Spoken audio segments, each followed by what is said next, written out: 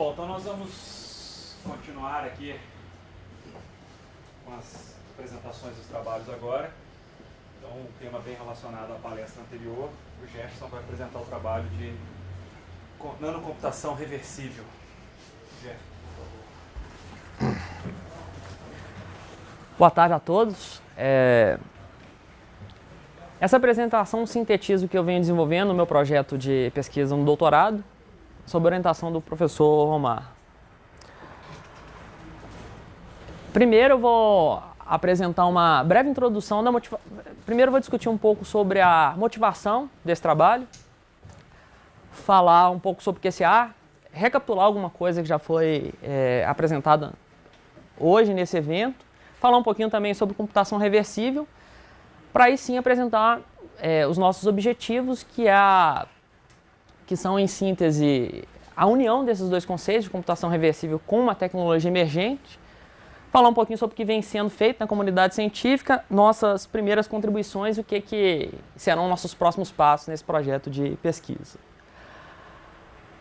Pois bem, todo o avanço que a gente vem acompanhando na área na computação em geral, ela tem como uma de suas bases a evolução do dispositivo mais básico, que é o transistor, né? Então, desde o primeiro transistor, datado do final da década de 40, a gente observa uma miniaturização desse dispositivo básico, né?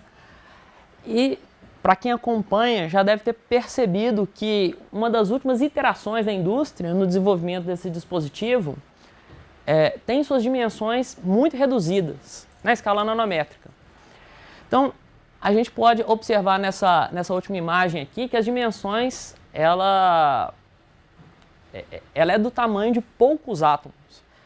Isso gera algumas dificuldades, tanto em termos de escalabilidade, ou seja, o que poderá ser feito depois que essa redução não for mais possível, e também impõe alguns limites com relação à previsibilidade, a previsibilidade de operação determinística desse dispositivo, né?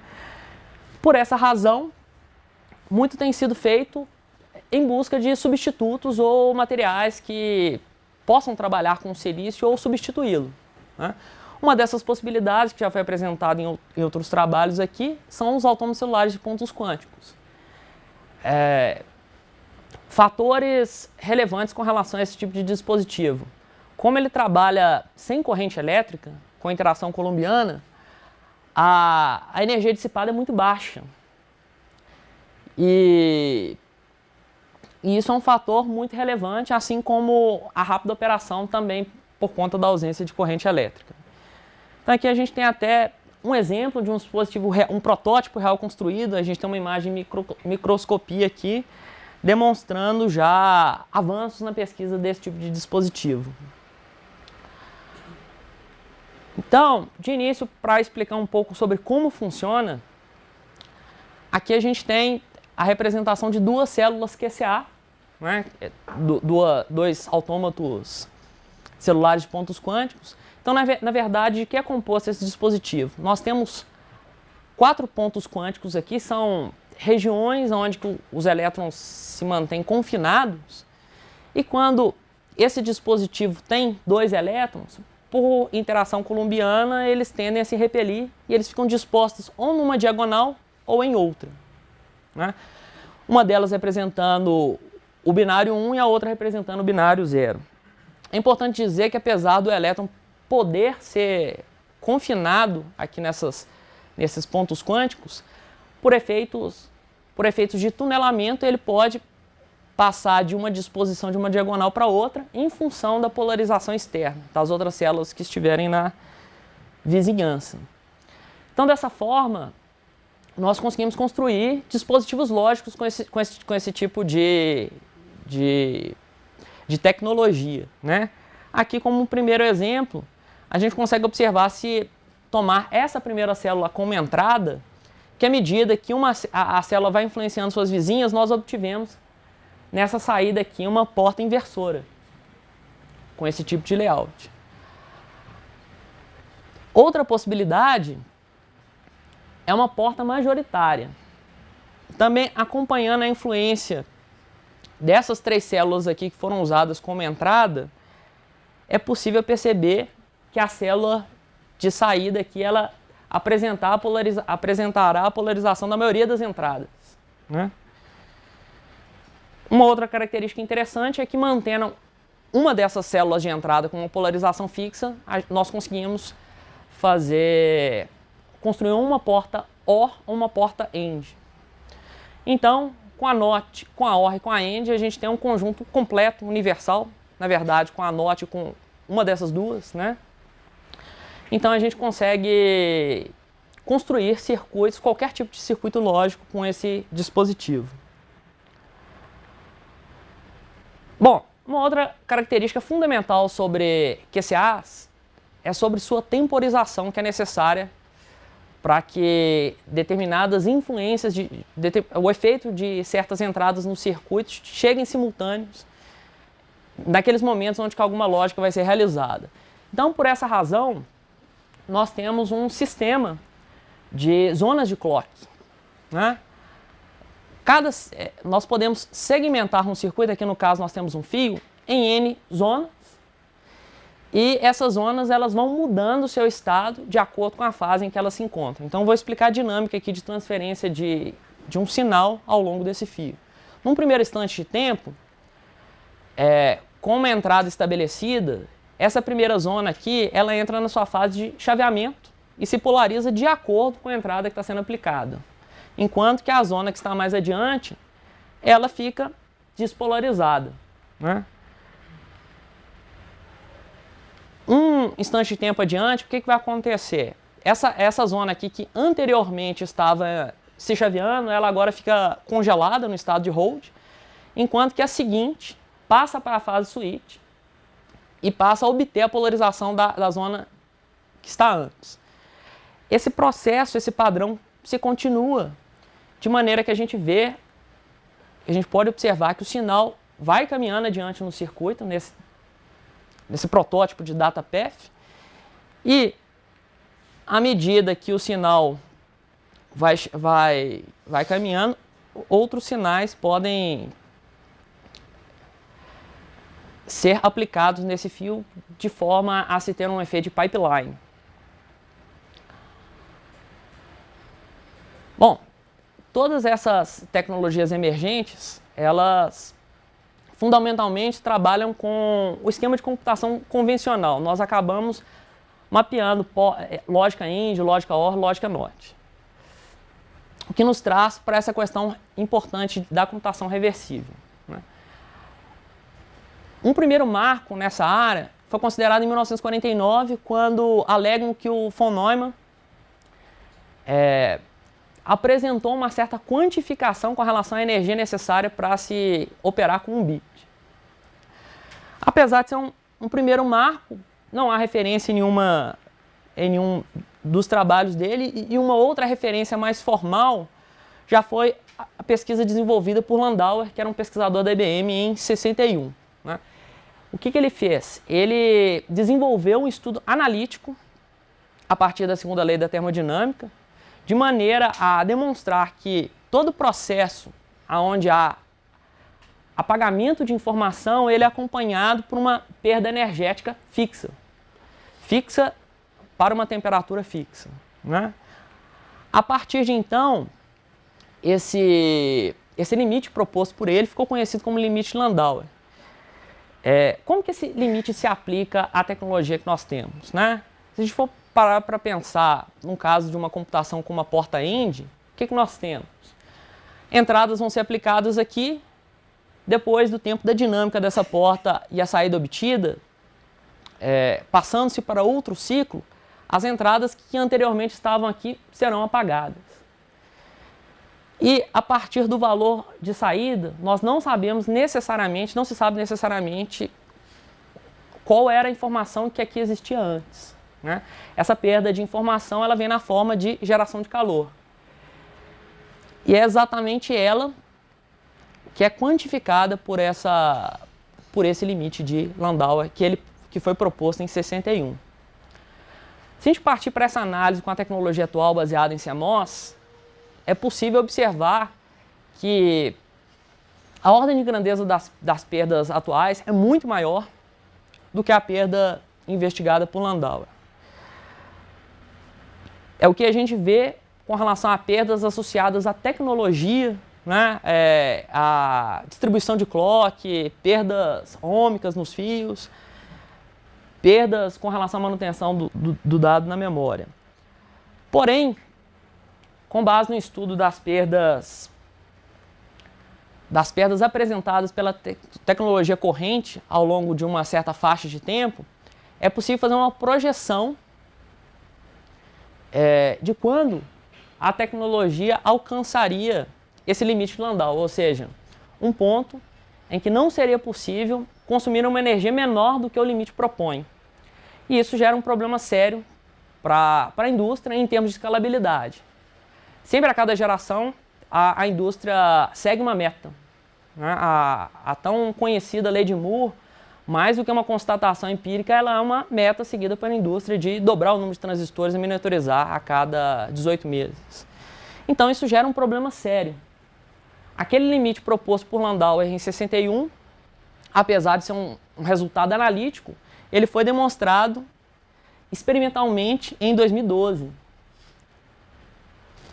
Ou seja, é um limite inevitável de escalabilidade energética desses sistemas.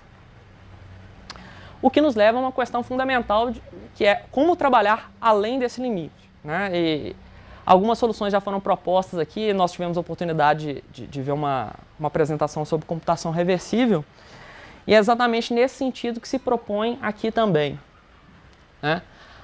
Uma primeira solução foi proposta por pesquisadores do MIT na década de 70, no sentido de utilizar primitivas reversíveis, ou seja, o desenvolvimento de dispositivos físicos primitivos, e a partir então dessas portas lógicas, construir sistemas maiores também reversíveis, né? Só que, por outro lado, isso tinha uma dependência de desenvolvimento de materiais que se comportassem daquela forma, né? Que é um desafio muito grande hoje ainda. Uma outra possibilidade seria seguir um modelo termodinâmico, um modelo análogo a máquinas de Carnot, que é um modelo que será explicado aqui como isso sim poderia ser integrado a uma tecnologia emergente tal qual QCA. Bom, o objetivo principal desse trabalho ele é conectar esses dois conceitos, esses desafios de trazer uma tecnologia emergente que entre na lacuna que o CMOS virá apresentar, de maneira do uso das técnicas de computação reversível, ou seja, no sentido de construir sistemas digitais mais eficientes energeticamente. E um objetivo ainda mais específico seria como manipular esses sistemas para que se controle esses objetivos aqui de menor consumo de energia, menor latência e menor área, que em muitas situações são objetivos conflitantes no trabalho de otimização de circuitos. O que vem sendo desenvolvido com relação a trabalhos nesse sentido na literatura?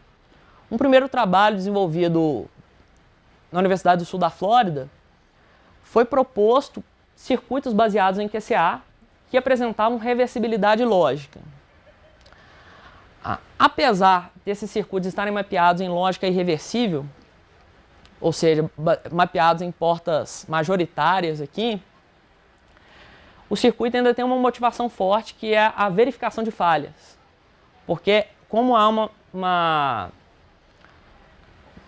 uma reversibilidade lógica, a partir da saída é possível verificar se não houve algum erro, já que a função tem que ser bijetora de 1 para 1. Um outro trabalho relacionado foi proposto por um dos criadores das células QCA, que é mudar a forma como acontece a temporização dos circuitos QCA. Então, o que eles fizeram, né?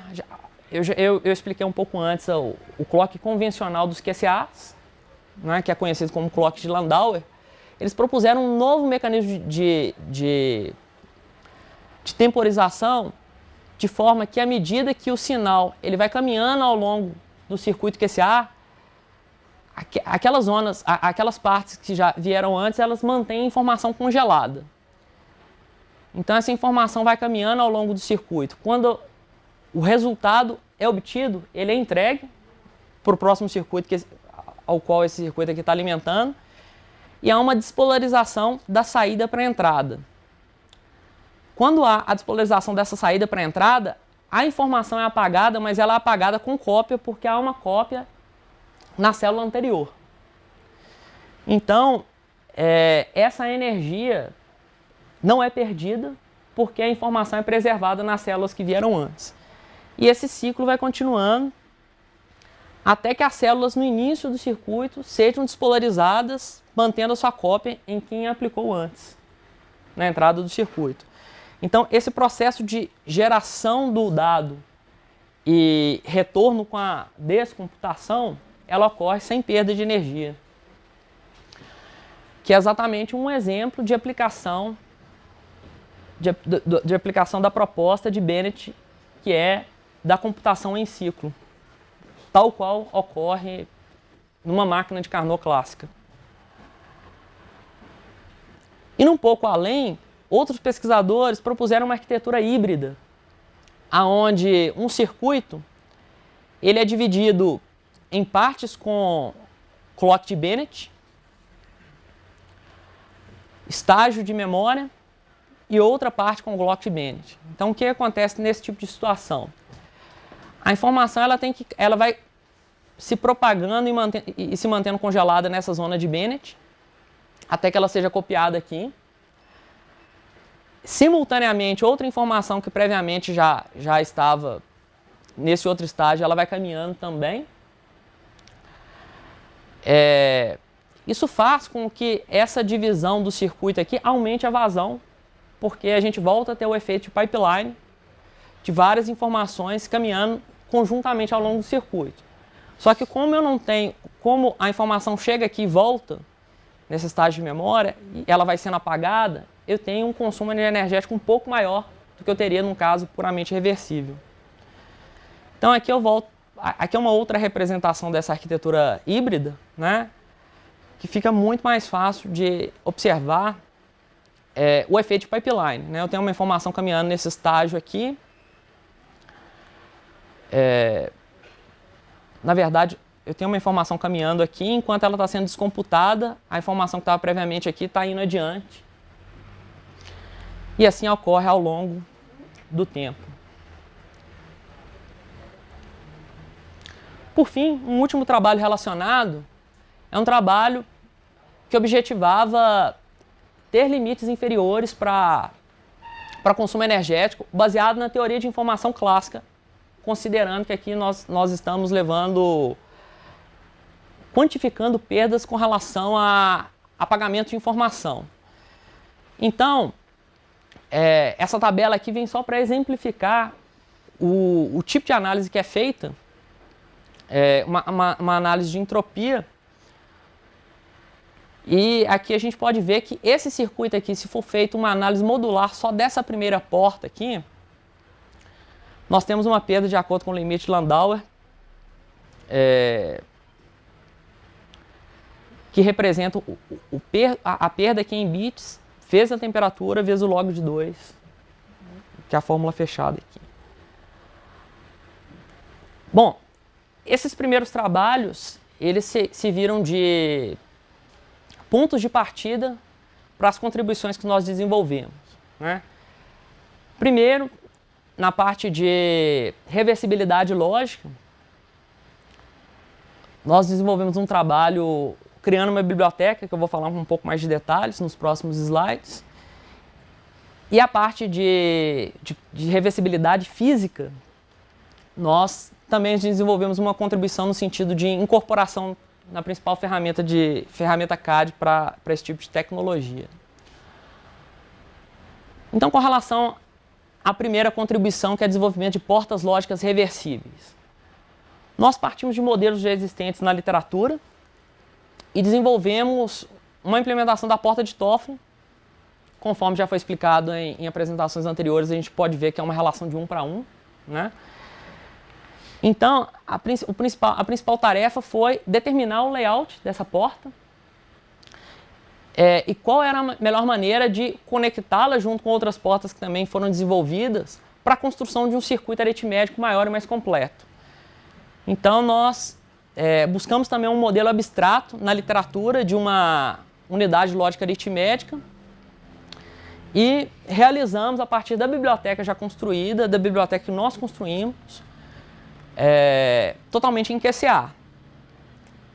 É importante dizer que com esses parâmetros aqui, que nós obtivemos para cada uma das portas, eles vão ser relevantes para a próxima contribuição que nós pretendemos dar no futuro com esse trabalho. Um segundo resultado foi a implementação do clock de Bennett.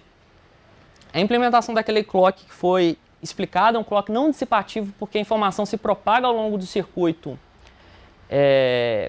sem apagamento de informação. Aquele sistema de clock, ele tinha sido proposto, mas ele não tinha sido incorporado na principal ferramenta CAD. A principal ferramenta CAD que nós temos com QCAs é o QCA Design, ele só trazia o clock convencional.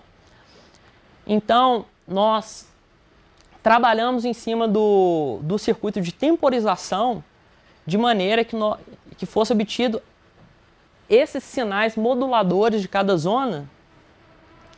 Ou seja, a primeira zona, ela se chaveia, vai para hold, ela permanece em hold até que a zona seguinte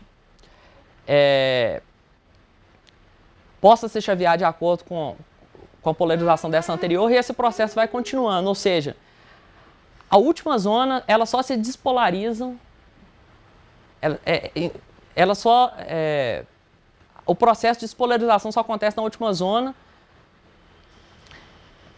e depois ela vai se despolarizando para que as zonas anteriores se despolarizem depois também, mantendo a informação retida aqui na primeira parte do circuito.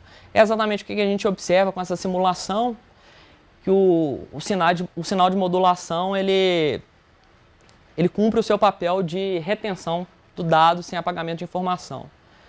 E como um último resultado, nós fizemos uma simulação desse circuito com um multiplexador, obtendo aqui os trade-offs esperados da energia aqui, ou seja, com Landauer, a menor vazão, o circuito mais rápido, mas a pior energia.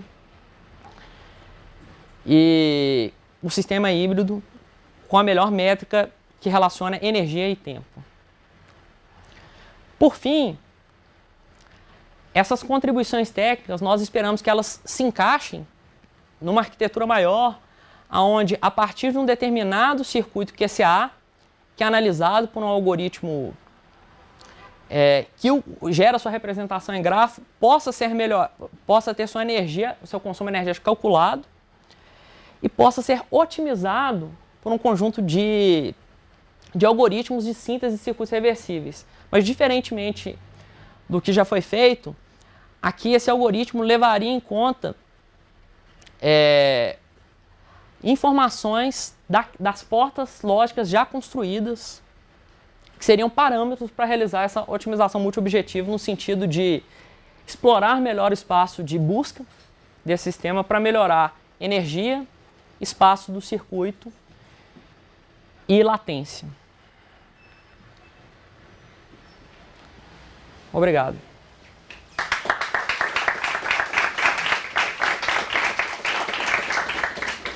Obrigado, Jefferson. Perguntas? Eu não vi o Gmail, então estou meio confuso em alguns conceitos. No circuito com reversibilidade física, é que você pode aplicar tipo, a entrada em qualquer tipo, a entrada na saída, saída na entrada, e do outro lado dele você vai ter. É esse que é o conceito. Tipo, tem Isso é uma característica associada ao dispositivo físico. Né? No nível abstrato, você muitas vezes tem a reversibilidade no sentido de aplicar o próprio sinal na saída e obter os dados na entrada. Seria alguma coisa que seria possível com cristais fotônicos caso não houvesse nenhuma perda ao longo do caminho do circuito. Aqui nesse caso, a reversibilidade no QCA, a informação ela é direcional por conta do esquema de clock. Então, na verdade, a reversibilidade vem por você não perder a informação destruindo. Aí, no caso, Então, nesse aspecto é que há a reversibilidade física aqui quando se usa esse esquema de clock diferenciado, que é esse sistema aqui. Ou seja, você tem a entrada aplicada no circuito, aqueles sinais eles vão caminhando ao longo do circuito, inclusive, ou vendo operações lógicas. Aqui no caso a gente tem uma majority gate, né, uma porta majoritária. O resultado dessa operação lógica que é obtida aqui, ele é copiado para quem está sendo alimentado por esse circuito.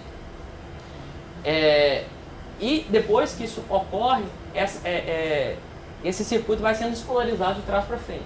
Então, sempre a informação é apagada aqui com uma cópia na célula que veio antes. Isso vai acontecendo até que o circuito fique completamente polarizado, mas a última célula não é apagada sem que se mantenha a entrada. Então, para realizar essa operação, não houve perda de energia nesse circuito. Toda a energia que foi entregue pelo meio retorna para o meio. Mais alguma pergunta? Eu fiquei um pouco mais interessado na hora que falou na parte da verificação. Porque se é um mapeamento 1 para 1, se eu aplico uma entrada, tem uma saída, eu sei exatamente qual é a entrada, eu posso verificar, inclusive, se foi sintetizado corretamente, né? Porque eu consigo saber, né, baseado nas minhas entradas lá, se a função foi implementada corretamente. Mas tem alguma coisa já feita nessa questão de verificação que eu vi a lógica de como seria feita a verificação, mas eu penso que automaticamente, se você fizer alguma coisa para verificar, também pode ter falha nessa parte de verificação. Na verdade, esse estudo aqui, que foi feito com esse objetivo, eles queriam verificar um padrão de falha. Que é um padrão de falha de ausência de uma célula. Então, na verdade, e por ser um circuito baseado numa porta lógica específica, que é a porta de Fred, há uma manutenção da paridade na saída. Então, através dessa informação de que tem que haver a paridade e todos os padrões de falha que eles tinham a priori analisando o circuito, eles podiam dizer se havia uma falha ou não. É específico para essa daí? É específico nesse caso aqui, mas esse estudo tem sido estendido em diversos outros trabalhos com relação à verificação de falha com o QCA. Não entendi, porque aí fica fácil de verificar, mesmo sem saber da entrada, todo o padrão da saída, né? Sim. Mais alguma pergunta? Bom, Gerson, tem uma pergunta lá no último resultado que você mostrou, quando você comparou, acho que ficou muito rápido. Não, continua lá, não. Aí. Quando você diz ali Landau, é porque esse circuito todo ele foi usando o clock convencional do QCA. Sim. Certo?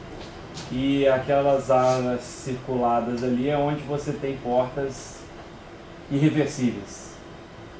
E é aí que você acaba perdendo as energias que você computa ali embaixo. Aquela energia que dá 7,63, que pelo que energia você calculou usando aquele método da teoria de formação. Sim. Certo?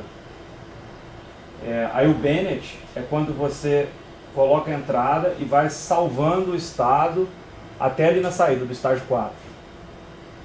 É isso? O layout do circuito. Aqui, na verdade, o que a gente está fazendo, como você explicou aqui, é uma mudança do esquema de clock. No cálculo de Landauer aqui, eu usei aquele método de teoria de informação da ERCAN, assim, realmente analisando qual foi a perda em cada um desses pontos irreversíveis. No caso de Bennett aqui, conforme eu expliquei, à medida que a informação vai e volta descongelada, ao longo do circuito você não tem uma perda de energia. Por outro lado, você tem que apagar suas entradas. Então, por esse motivo, é que você tem uma perda bem menor aqui, mas ainda tem uma perda apesar do circuito ser completamente reversível. No caso híbrido, a perda acontece nessa divisão desses estágios de memória aqui que segmentam o circuito. O que tem de diferente do estágio para o outro? O que é híbrido? Por que híbrido? É híbrido porque a informação ela não vai caminhando e sendo congelada daqui até aqui, ela vai da entrada até cada uma dos elementos. Aqui você tem uma célula que não é modulada pelo clock de Bennett. Então, a característica híbrida vem daí, de você ter uma perda energética convencional. O Bennett vai estar dentro de cada estágio individualmente. O Bennett, dentro de cada estágio individualmente, aqui é uma célula QSA comum, operando. Tá. Então ele faria o processo do primeiro estágio e voltaria. Aí quando ele estivesse voltando, o segundo estágio estaria computando. Isso. Tá, entendi. Jeff, como se cada estágio fosse um circuito independente? Sim, como se cada estágio fosse um circuito independente, assim. Ok. Mais alguma pergunta? Bom, então vamos agradecer ao Jefferson mais uma vez.